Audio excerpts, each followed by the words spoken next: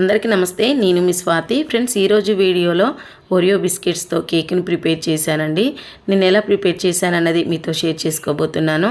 చాలా ఫ్లఫీగా, స్పాంజీగా, సూపర్గా ఉంది కేక్. డెఫినెట్గా మీరు కూడా ఈ వీడియో చూసి ట్రై చేయండి. చాలా చాలా బాగుంది. అయితే లేట్ చేయకుండా ఈ వీడియో ప్రాసెస్ ఏంటో చూసేయండి. ఇక్కడ నేను 3 బిస్కెట్ ప్యాకెట్స్ తీసుకున్నాను. ఈ బిస్కెట్స్ ప్యాకెట్ మొత్తం ఓపెన్ చేసుకొని ఒక ప్లేట్లోకి తీసుకోండి.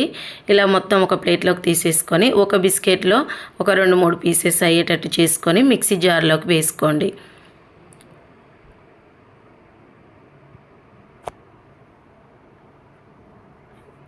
ఇలా అనేసుకొని ఒక మిక్సీ జార్లోకి వేసుకొని పౌడర్ లాగా మిక్సీ పట్టేసుకోండి.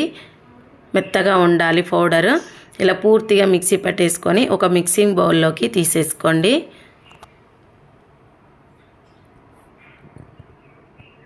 ఇలా మెత్తగా పట్టేసుకొని ఒక బౌల్కి తీసుకోండి. మిగతా బిస్కెట్స్ కూడా వేసుకొని ఇలా పౌడర్గా చేసి మొత్తం వేసేసుకోండి. వేసుకొని ఇందులో కొద్దిగా పాలు వేసుకుంటూ బ్యాటర్ అనేది ప్రిపేర్ చేసుకోవాలి. ఇలా కొద్దిగా పాలు వేసుకుంటూ కలిపేసుకోండి. ఇలా పూర్తిగా కలిపేసుకున్న తర్వాత ఇందులో నేను ఇనో ప్యాకెట్ వేస్తున్నాను. మీరు ఇనో ప్లేస్లో బేకింగ్ పౌడర్ కానీ సోడా కానీ యూజ్ చేయొచ్చు. ఒక టీ స్పూన్ వరకు ఇక్కడ నేను ఇనో ప్యాకెట్ వేస్తున్నాను. వేసి కొద్దిగా పాలు వేసుకొని పూర్తిగా కలిపేసుకోండి. ఇనో ప్యాకెట్ వేయడం వల్ల ఓరియో కేక్ అనేది ఫ్లఫీగా చాలా బాగా వస్తుందండి. బేకింగ్ సోడా పౌడర్ కన్నా ఇలా ఇనో ప్యాకెట్ వేయడం వల్ల చాలా బాగుంటుంది కేక్. ఇక్కడ నేను ఎగ్స్ కానీ పెరుగు కానీ ఏమి వేయకుండా చేస్తున్నాను. చాలా బాగుంటుందండి. ఇలా బ్యాటర్ అనేది ఇలా రిబ్బన్ షేప్లో రావాలి. ఏం ఉండలు లేకుండా అలా పూర్తిగా కలిపేసుకున్న తర్వాత ఒక కేక్ టిన్ తీసుకొని ఆయిల్ అప్లై చేయండి. చేసి బటర్ పేపర్ వేసుకొని మనం రెడీగా పక్కన ఉంచుకున్న బ్యాటర్ మొత్తం వేసుకొని ఇలా 1-2 సార్లు కిందికి మీదకి ట్యాప్ చేసుకున్న తర్వాత ఇప్పుడు పొయ్యి మీద ఒక గిన్నె పెట్టేసి కేక్ ప్రిపేర్ చేసుకోవడం కోసం పొయ్యి మీద ఒక గిన్నె పెట్టి మంటని హైలో ఉంచి గిన్నెని బాగా వేడి చేసుకున్న తర్వాత ఒక స్టాండ్ పెట్టి రెడీగా పక్కన ఉంచుకున్న కేక్ టిన్ పెట్టేయండి. పొయ్యి మీద పెట్టేసి మంటని లో ఫ్లేమ్లో ఉంచుకోవాలి. ఎట్టి పరిస్థితిలో మీడియంలో హైలో పెట్టొద్దు.